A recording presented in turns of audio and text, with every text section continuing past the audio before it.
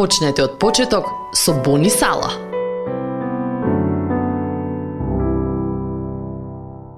Поздравете ги браќата во Лаодикија и Нимфан и неговата домашна црква.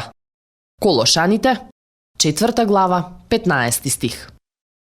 Мнозина од нас си ја представуваат црквата како зграда, место каде луѓето се среќаваат за да пеат, да обожуваат, да го слушаат поучувањето и можеби да јадат. Но црквата не ја дефинира некое место. Таа е заедница. Црквата е глобална мрежа на сите луѓе кои ја ставаат својата вера во Исус. Иако член на Сомалија може никогаш да не се сретне или да се запознае со член на Монголија.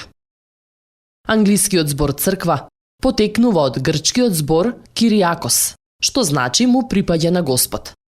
Си споделуваме припадност како Божји деца покрај Исус. И затоа ние сме сестри и браќа со сите други Божји деца. Еве уште еден знак за тоа што не прави црква.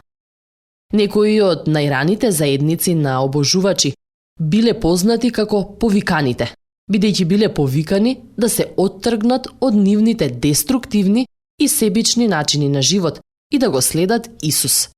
Тоа е моќно наследство. Раните цркви обично се среќавале во приватни куќи, како што се среќаваат мнозина денес. Црквата е лична. Апостолите пишуваат писма до овие групи, често упатувајќи кон членовите по име како нивни браќа и сестри и ги споменувале домаќините на средбите по име. Овие повикани луѓе често се соочувале со сурово прогонство, затоа што се спротивставувале на идолопоклонството на другите култури, но нивните броеви растеле додека се поддржувале низ секоја битка. Оваа историја се повторува. Спомни си за Исусовите зборови, каде што двајца или тројца ќе се здружат под моето име, и јас сум таму меѓу нив. Матеј, 18 глава, 20 стих.